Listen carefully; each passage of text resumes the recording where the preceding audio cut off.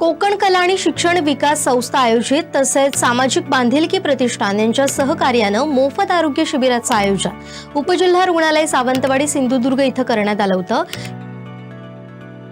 या आरोग्य शिबिरामध्ये गावातील तसेच आजूबाजूच्या परिसरातील नागरिकांनी मोठ्या प्रमाणात सहभाग नोंदवला।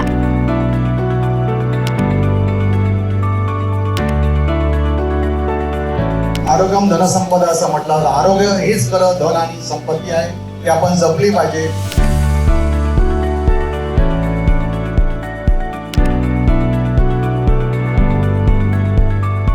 या शिबिराचे मुख्य उद्दिष्ट नागरिकांचे आरोग्य सुधारणं, आजारांचे वेळेवर निदान करणं आणि आवश्यक वैद्यकीय सेवा पुरवणं हे होतं।